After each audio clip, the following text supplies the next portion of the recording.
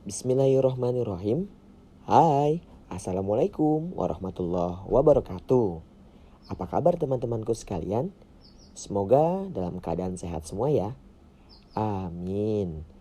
Video ini kami buat demi memenuhi tugas mata kuliah menulis ilmiah. Baiklah. Yang terhormat, dosen mata kuliah menulis ilmiah yaitu Bapak Dosen Irwan Siagian MPD dan teman-temanku sekalian yang berbahagia. Izinkan saya untuk memperkenalkan kelompok 7 kelas X7F Pendidikan Bahasa Indonesia Universitas Indraprasta PGRI. Baiklah, saya akan memperkenalkan kelompok 7 pada hari ini. Yang pertama ada Agi Ramanurdin. Yang kedua ada Encep. Yang ketiga ada Arbiansyah. Yang keempat ada Erik Suratno. Yang kelima ada Dimas Tri Aji. Dan yang terakhir adalah saya sendiri yaitu Fahrudin Aziz. Baiklah, sebelum kita meningkat ke lebih jauh lagi, alangkah baiknya kita mengucapkan basmalah terlebih dahulu. Bismillahirrohmanirrohim. Tentunya pada kesempatan kali ini kelompok kami ingin memaparkan mengenai penyusunan kajian teori proposal. Yang pertama ada landasan teori. Yang kedua ada kajian pustaka. Yang ketiga kerangka berpikir. Dan yang keempat ada praktik penyusunan kajian teori proposal.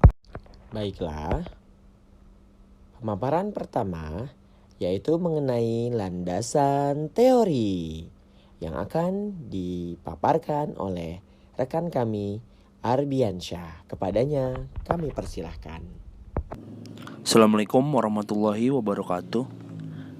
Saya Arbiansyah dan saya akan menjelaskan tentang landasan teori. Menurut teori Sugiono pada tahun 2012, teori adalah alur logika atau penalaran yang merupakan seperangkat konsep, definisi, dan proposisi yang disusun secara sistematis. Mark dalam Sugiono pada tahun 2011 membedakan teori menjadi 3 macam.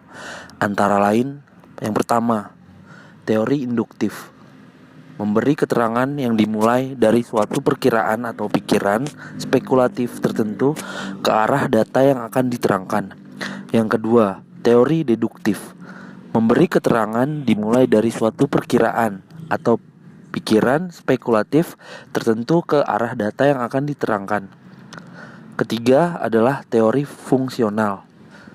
Adanya suatu interaksi pengaruh antara data dan perkiraan teoritis, yaitu data mempengaruhi pembentukan teori dan pembentukan teori kembali mempengaruhi data.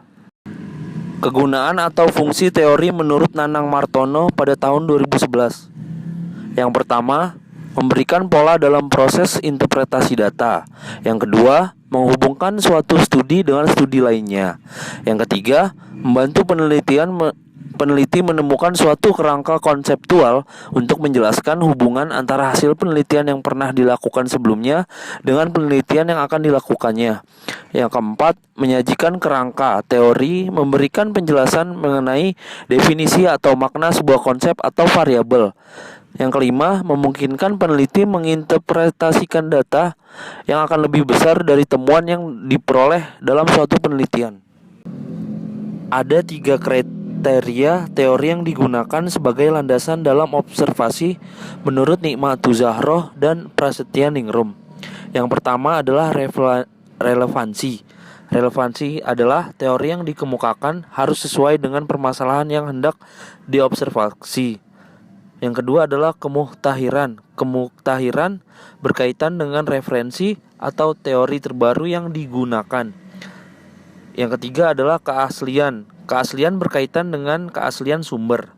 Contoh landasan teori yang dikutip dari buku Metode Penelitian Kuantitatif oleh Dominikus Dolet Unarajan pada tahun 2019. Teori manajemen sumber daya manusia. Manajemen sumber daya manusia umumnya dimaksudkan untuk memperoleh tingkat perkembangan karyawan setinggi-tingginya, hubungan kerja yang serasi di antara para karyawan, dan penyatu paduan sumber daya manusia secara efektif atau tujuan efisiensi dan kerjasama sehingga diharapkan untuk meningkatkan produktivitas kerja. Contoh landasan teori yang dikutip dari buku Metode Penelitian Kuantitatif oleh Dominikus Dolet Unarajan pada tahun 2019. Manajemen sumber daya manusia dapat didefinisikan sebagai berikut. Menurut Edwin B. Filippo, manajemen sumber daya manusia adalah perencanaan, pengorganisasian, pengarahan, dan pengawasan kegiatan-kegiatan pengadaan, pengembangan, pemberian pengintegrasian, pemeliharaan, dan pelepasan sumber daya manusia agar tercapai beberapa tujuan individu, organisasi, dan masyarakat. Menurut Hussein Umar, manajemen sumber daya manusia adalah suatu perencanaan, pengorganisasian, pengarahan, dan pengawasan atas pengadaan, pengembangan, kompensasi, pengintegrasian, pemeliharaan, dan pemutusan hubungan kerja dengan maksud untuk mencapai tujuan organisasi perusahaan secara terpadu. Selanjutnya akan dijelaskan oleh Saudara Agi Ramanurdin. Selanjutnya yakni materi kajian pustaka.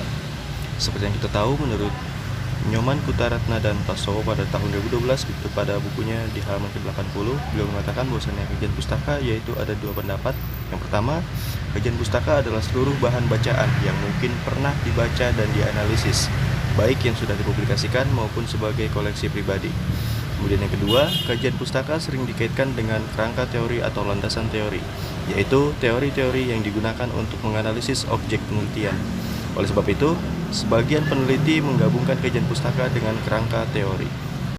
Kemudian yang ketiga, kajian pustaka adalah bahan-bahan bacaan yang secara khusus berkaitan dengan objek penelitian yang sedang dikaji.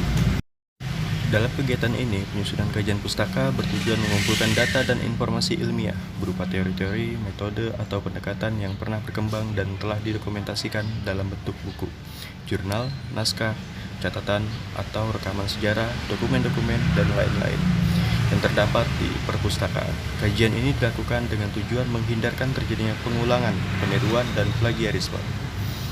Menurut Setyo Sari pada tahun 2013 pada bukunya di halaman 123, kajian pustaka memiliki beberapa fungsi yang diantaranya yaitu 1. Membantu peneliti untuk membatasi bidang kajian. Yang kedua, membantu peneliti menempatkan masalah sesuai perspektif. Yang ketiga, menghindari replikasi tentang penelitian serupa sebelumnya. Yang keempat, mengaitkan ide dan teori dengan penerapan. Yang kelima, memahami struktur isi. Menurut Nyoman Kutaratna dalam Prastowo tahun 2012 pada buku di halaman 85 mengatakan ada 4 pendapat yang diantaranya yaitu dapat menghindarkan peneliti dari terjadinya peniruan, plagiarisasi, dan penipuan dalam berbagai bentuknya. Yang kedua, sebagai tanggung jawab moral, kejujuran bagi seorang ilmuwan untuk menghargai pendapat orang lain. Yang ketiga, menunjukkan bahwa masalah yang diteliti memang kaya makna sehingga layak untuk dibicarakan kembali. Yang keempat, menjelaskan bahwa penelitian yang dilakukan memang berbeda, sekaligus menunjukkan bahwa dalam penelitian yang sedang dilakukan akan ditunjukkan hal-hal baru yang berbeda dengan peneliti lainnya.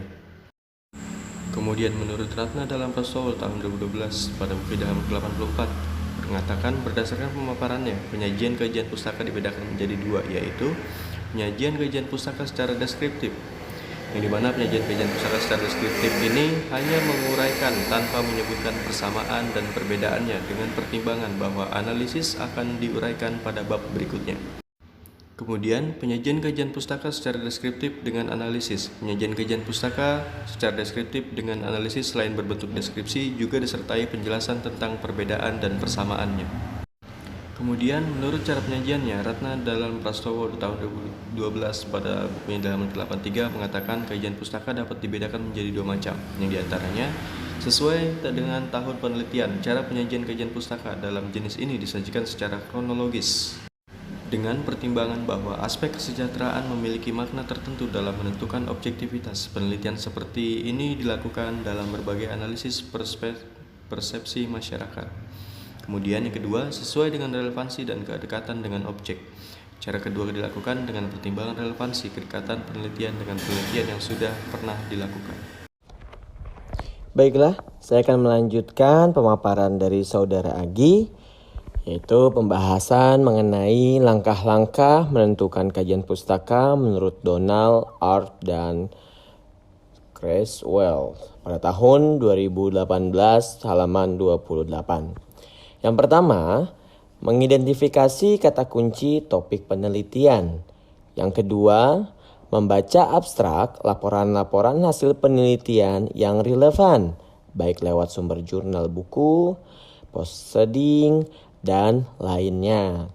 Yang ketiga, mencatat hasil bacaan dengan membuat peta literatur urutan dan keterkaitan topik penelitian serta referensi bibliografi.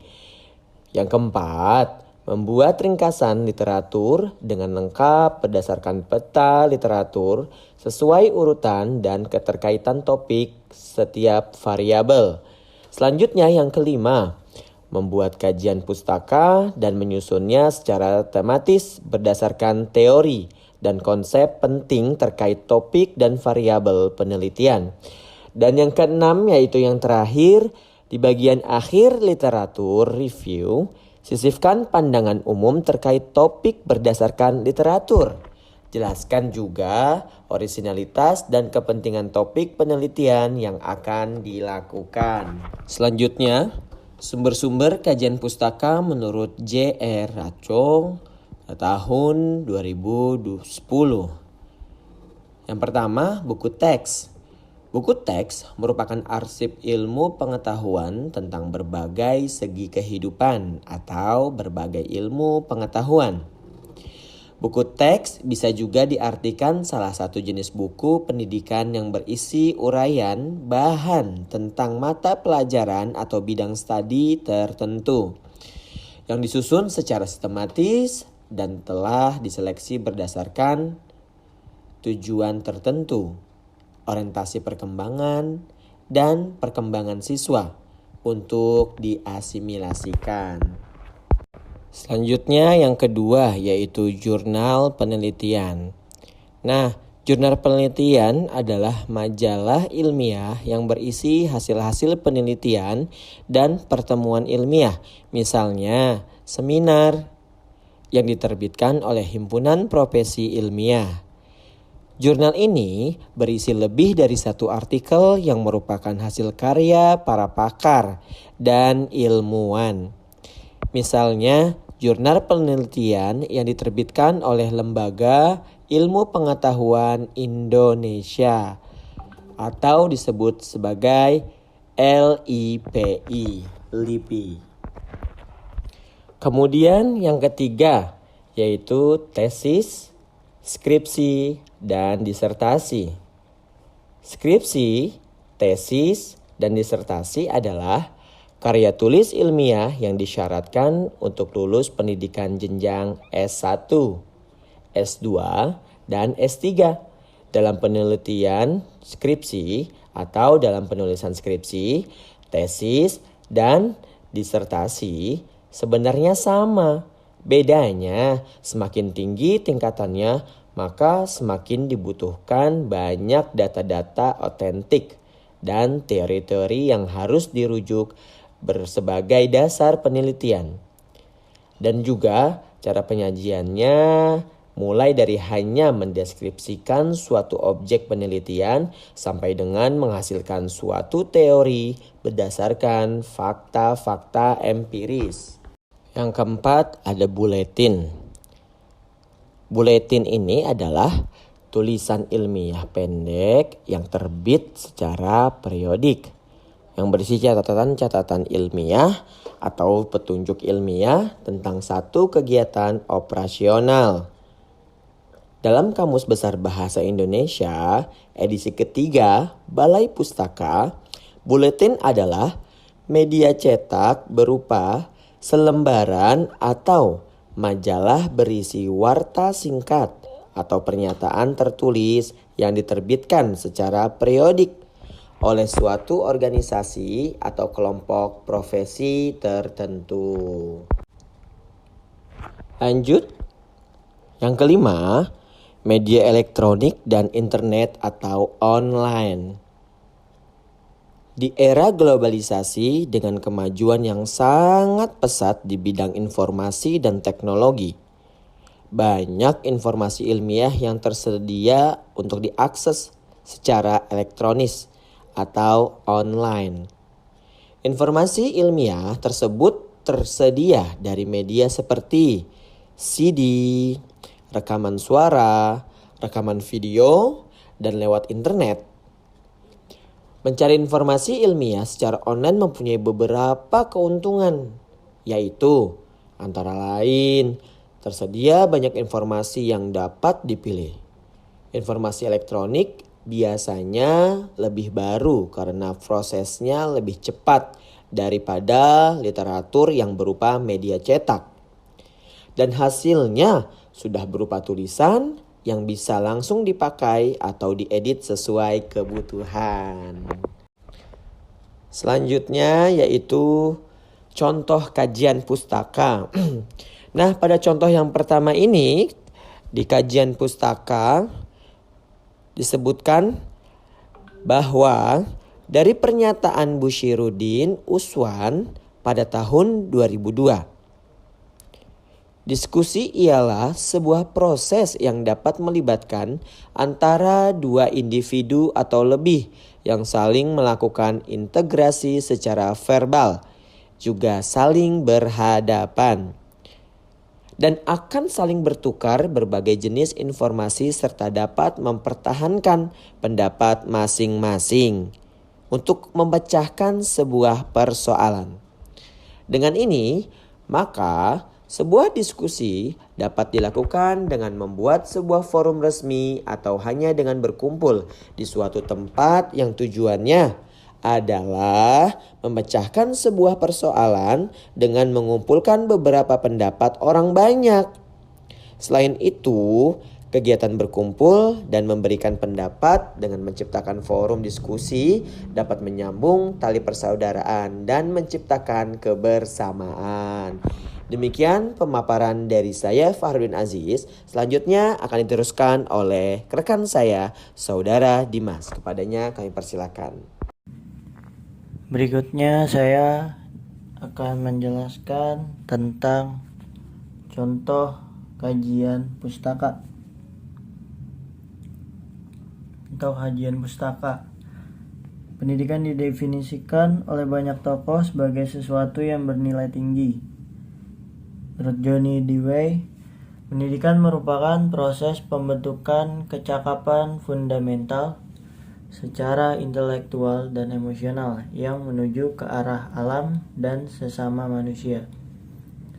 Pembentukan kecakapan ini bertujuan agar generasi muda dapat mengamalkan nilai-nilai moral demi keberlangsungan hidup dan kehidupan. Menurut Mas Nur Musli 2014, pendidikan merupakan proses internalisasi budaya ke dalam diri seseorang dan masyarakat sehingga dapat membuat manusia lebih beradab. Selanjutnya yang ketiga adalah kerangka berpikir. Pengertian kerangka berpikir menurut para ahli. Polensik. Menurut Polensik tahun 2009, kerangka berpikir diartikan sebagai diagram yang berperan sebagai alur logika sistematika tema yang akan ditulis, di mana kerangka berpikir tersebut dibuat berdasarkan pernyataan penelitian.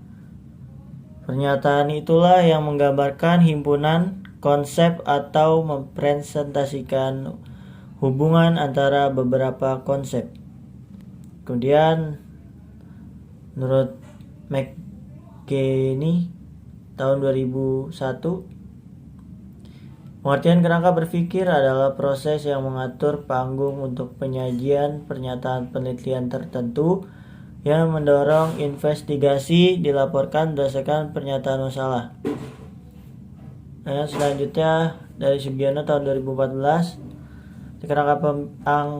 kerangka pemikiran adalah bentuk strategi konseptual yang mengaitkan antara teori dengan berbagai faktor permasalahan yang dianggap penting untuk diselesaikan, sehingga dalam hal lebih mengacu pada tujuan penelitian tersebut dijalankan.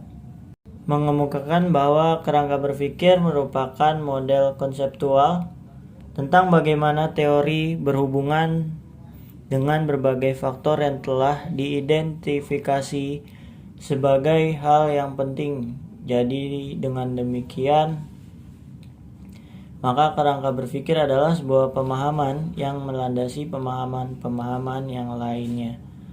Sebuah pemahaman yang paling mendasar dan menjadi pondasi bagi setiap pemikiran atau suatu bentuk proses dari keseluruhan dari penelitian yang akan dilakukan. Pengertian kerangka berpikir menurut Umaskaran dalam Sugiono tahun 2011 halaman 60.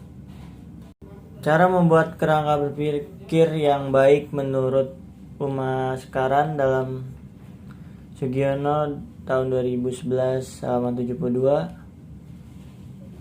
Pertama, variabel-variabel yang akan diteliti harus dijelaskan. Kedua, diskusi dalam kerangka berpikir harus dapat menunjukkan dan menjelaskan pertautan atau hubungan antar variabel yang diteliti dan ada teori yang mendasari. Kemudian yang ketiga, diskusi juga harus dapat menunjukkan dan menjelaskan apakah hubungan antar variabel itu positif atau negatif, berbentuk simetris, kausal, atau interaksi atau timbal balik. Kemudian yang keempat, kerangka berpikir tersebut selanjutnya perlu dinyatakan dalam bentuk diagram atau paradigma penelitian.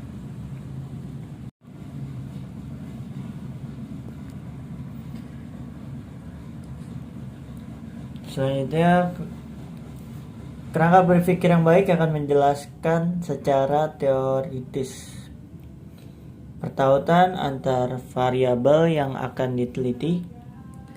Jadi secara teoritis perlu dijelaskan hubungan antar variabel independen dan dependen. Bila dalam penelitian ada variabel moderator dan intervening, maka juga perlu dijelaskan mengapa variabel itu ikut dilibatkan dalam penelitian. Pertautan antar variabel tersebut selanjutnya dirumuskan ke dalam bentuk paradigma penelitian. Oleh karena itu, pada setiap penyusunan paradigma penelitian harus didasarkan pada kerangka berpikir. Menurut Sugiono tahun 2010 halaman 60. Kerangka berpikir dalam suatu penelitian perlu dikemukakan apabila dalam penelitian tersebut berkenaan dua variabel atau lebih.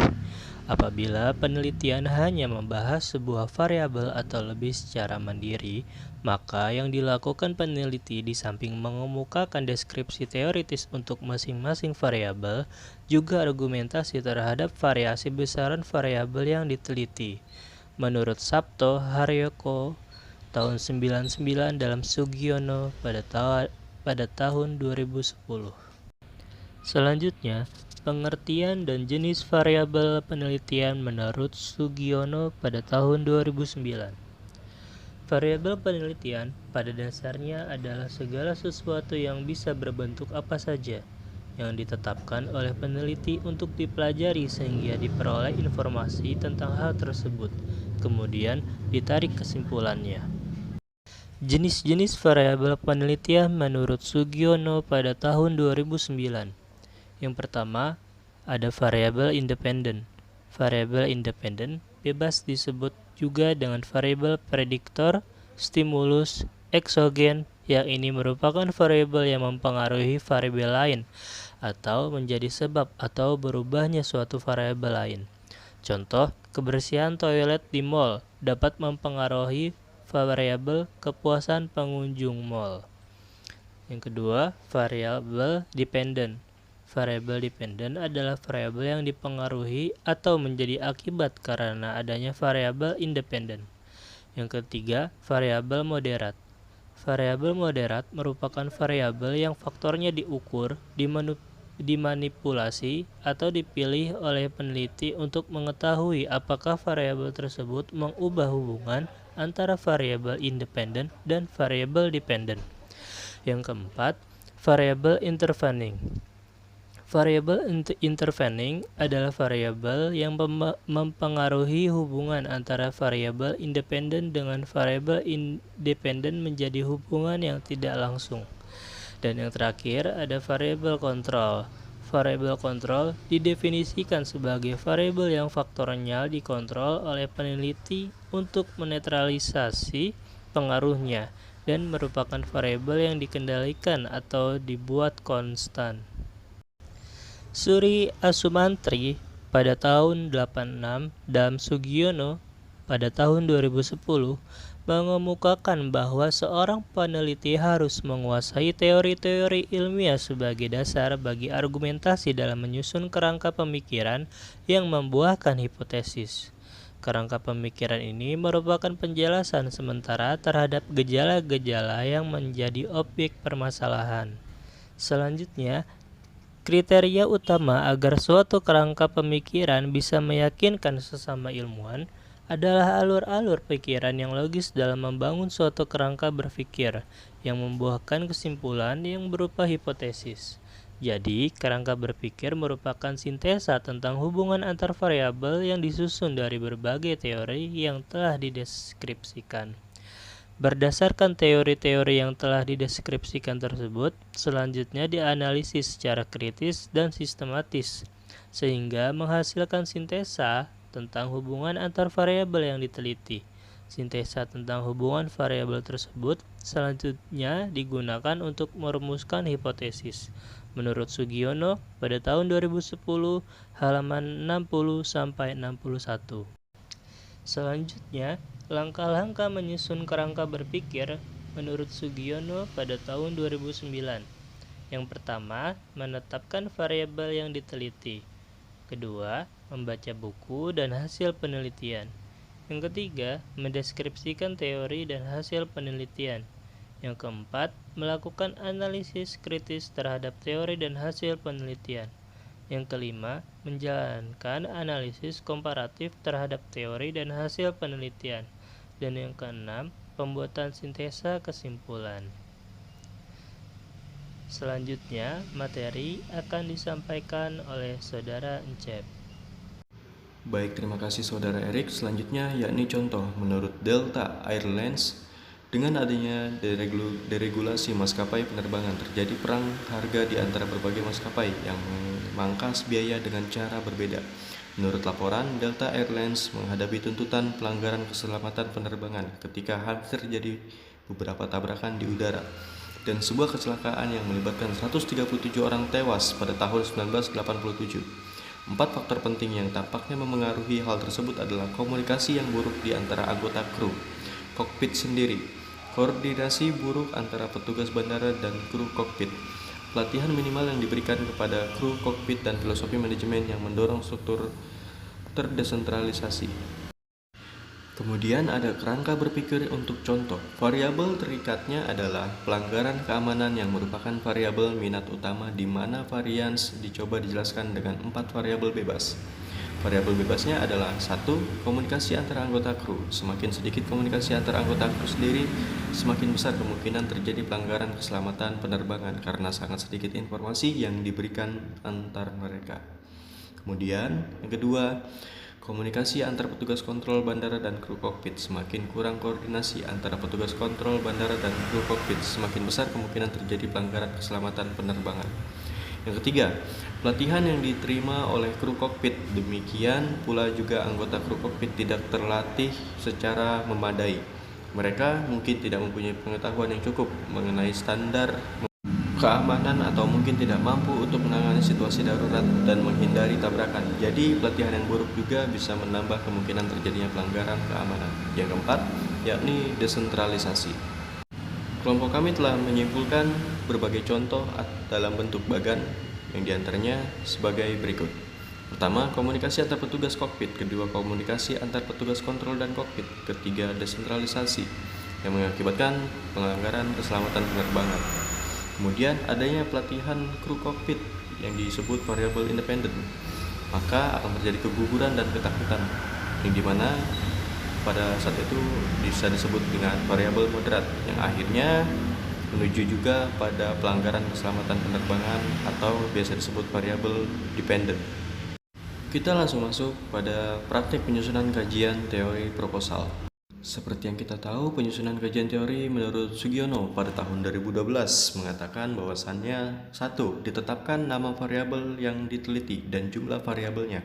2. Cari sumber-sumber bacaan, buku, ensiklopedia, jurnal ilmiah, laporan penelitian, skripsi, tesis, disertasi yang sebanyak-banyaknya dan yang relevan dengan setiap variabel yang diteliti. Kemudian yang ketiga, lihat daftar isi setiap buku dan pilih topik yang relevan dengan setiap variabel yang akan diteliti. Untuk referensi yang berbentuk laporan penelitian, lihat judul penelitian, permasalahan, teori yang digunakan, tempat penelitian, sampel sumber data, teknik pengumpulan data, analisis, kesimpulan, dan sasaran yang diberikan. Pada poin keempat, cari definisi setiap variabel yang akan diteliti pada setiap sumber bacaan. Bandingkan antara satu sumber dengan sumber yang lain dan pilih definisi yang sesuai dengan penelitian yang akan dilakukan. Poin kelima, baca seluruh isi topik buku yang sesuai dengan variabel yang akan diteliti. Lakukan analisa, renungkan, dan buatlah rumusan dengan bahasa sendiri tentang isi setiap sumber data yang dibaca. Pada poin ke-6, deskripsikan teori-teori yang telah dibaca dari berbagai sumber-sumber ke dalam bentuk tulisan dengan bahasa sendiri. Sumber-sumber bacaan yang dikutip atau digunakan sebagai landasan untuk mendeskripsikan teori harus dicantumkan. Kita langsung masuk pada kesimpulan, yang dimana kesimpulan yang telah kami tarik adalah kajian teori dalam proses penelitian merupakan serangkaian proses dalam mensintesis dan menganalisa konsep-konsep yang relevan dengan suatu variabel yang disajikan. Teori merupakan konsep, definisi, preposisi yang berguna untuk menganalisis suatu fenomena yang dilakukan secara sistematik menggunakan pola hubungan antar variabel yang dikaji. Teori bertujuan untuk menjelaskan juga meramalkan hasil akhir dari masalah yang diteliti. Baik, sekian presentasi dari saya dan kelompok 7. Demikianlah pemaparan dari kelompok 7. Tak lupa kami ucapkan terima kasih untuk para teman-teman sekalian, untuk para rekan-rekan kelompok 7, dan yang paling utama adalah terima kasih kepada dosen pemampu yaitu Bapak Dosen Irwan Siagian MPD atas waktunya. Mohon maaf apabila ada kesalahan dalam penyampaian materi karena kami masih dalam proses pembelajaran. Kurang lebihnya mohon maaf. Kami akhiri. Wassalamualaikum warahmatullahi wabarakatuh.